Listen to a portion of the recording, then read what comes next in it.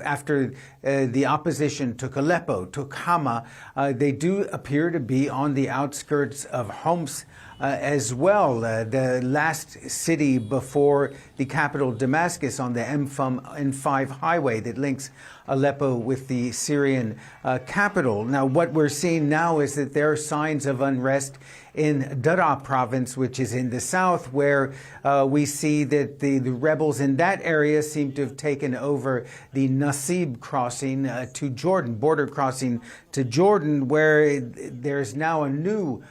group that's announced its existence, the Southern Operations Room, and they say that their goal is to reach Damascus, keeping in mind, of course, it was in that southern province where the Syrian uprising began back in 2011. Now, we're also hearing from what's known as the Military Operations Command, which is the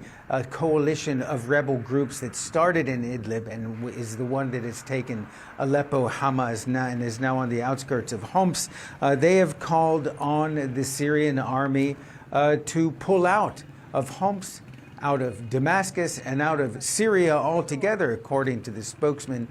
for the group. Now, we are seeing that the Syrian Air Force continues to launch airstrikes on not only rebel positions, but civilian facilities as well in those areas where the government has lost control. But in terms of actual fighting on the ground, they're putting up relatively little resistance. We heard the Russians, via the spokesman for the Kremlin, Dmitry Peskov, saying basically we're going to be watching the situation in Syria to decide how we're going to assist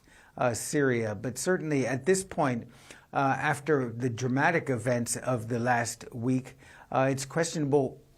if there is even time left, the ability left to save this collapsing regime.